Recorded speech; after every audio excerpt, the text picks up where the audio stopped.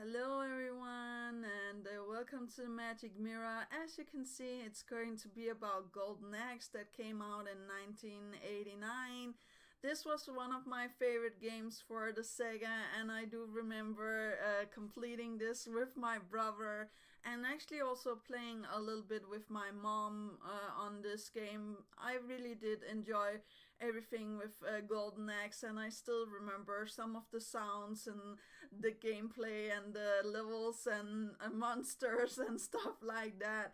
I really enjoyed it, and I think like my brother will agree with me. Like this was one of the better games for Sega because like you could co-op with people, and I will recommend if you ever try it that you co-op with somebody that knows what's going on, or else it's going to be really hard. I remember having a lot of trouble with this with my brother. Like we tried to complete it a long time, and when it finally happened, we were so happy, and we were just like, oh, maybe we should like save a day, or how to say that, relax for a little bit. But guess what we did the next day? We played some more Golden Axe. So yeah, it's definitely a addicting game, and it's beautiful. It has like really good sound, as I said before. And there's these secrets in the game that is really cool. For example, if you get full mana with your woman character, you can summon this white dragon that breathes fire, so that's really awesome.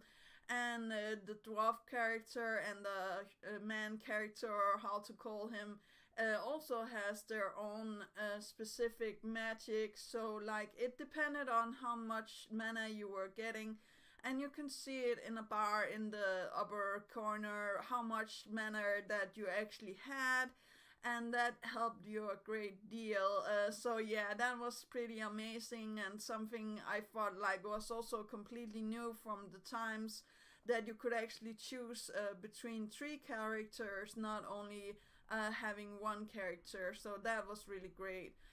Something I also do remember was some of the secrets. For example, if you rescued prisoner from the how to say that, the evil dudes, you'll get some life.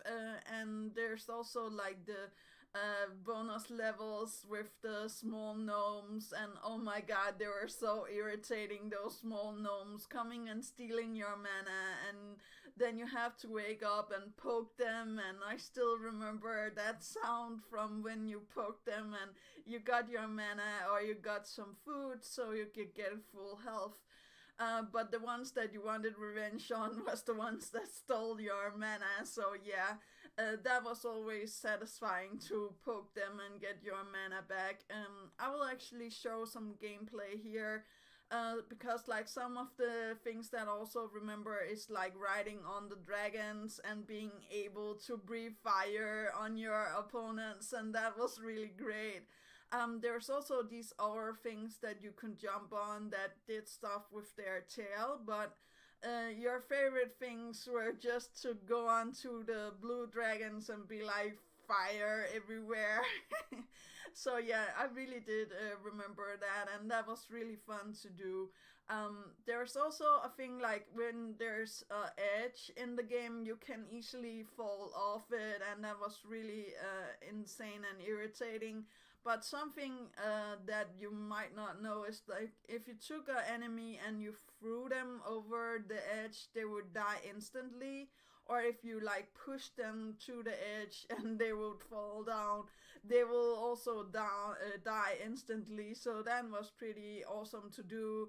There was also these different kinds of levels, as I said, like beautiful scenery, from flying on an eagle to going to a big graveyard to coming to the end boss that is sitting in his throne, just waiting for you to come and try to kill him with his legions of like these guys in full body armor. And that was just great. You were just like, oh, we want to kill him so bad, and you had to jump and hack and slash your enemies when they had like all of this armor going on.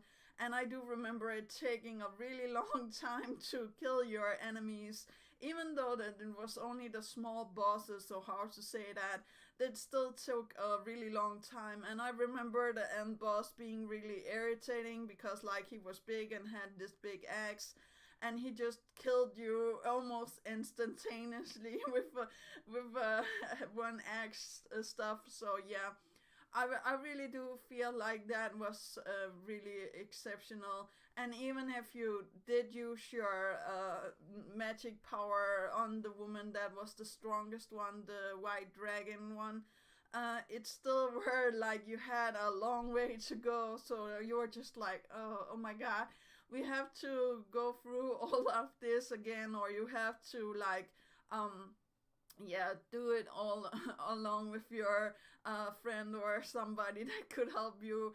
And I do remember starting all over again a lot of times. Something that was also pretty neat from this game was that you actually had your health bar in the corner, and that helped you a lot. And you had like 3 bars, and you had 3 lives. So like that was a really little bit more comprehensible how to say that with this game, because like normally you would only have 3 lives and then you were done. So like this gave you a little bit more chance to get further before you had to start over, or how to say that.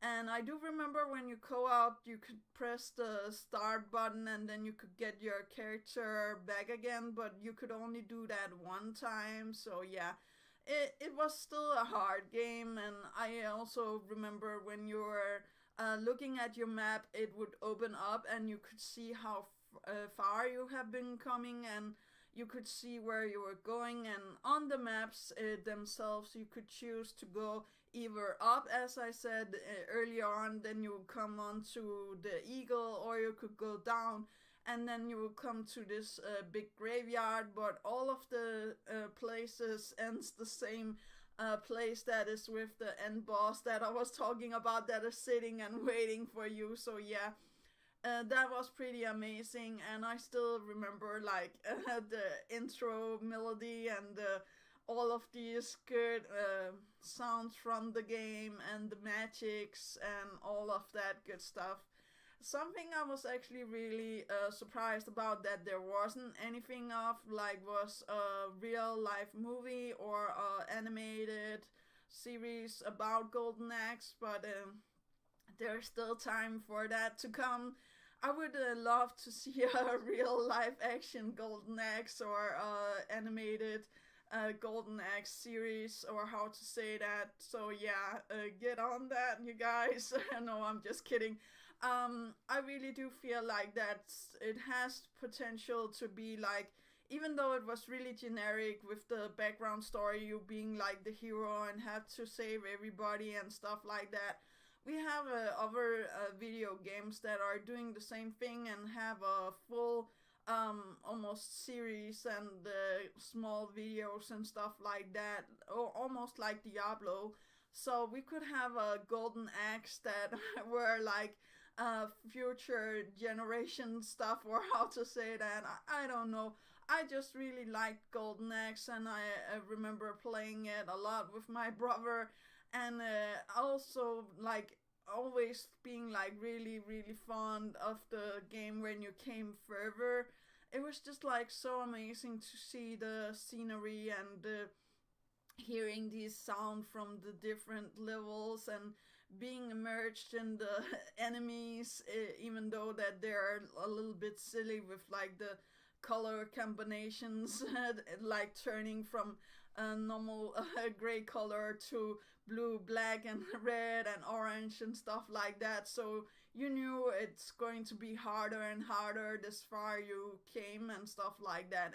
Sometimes it helped you, and other times it didn't help you. I must admit, I don't think like we fought too much about how much health the enemies had. We just like tried to kill them as fast as possible.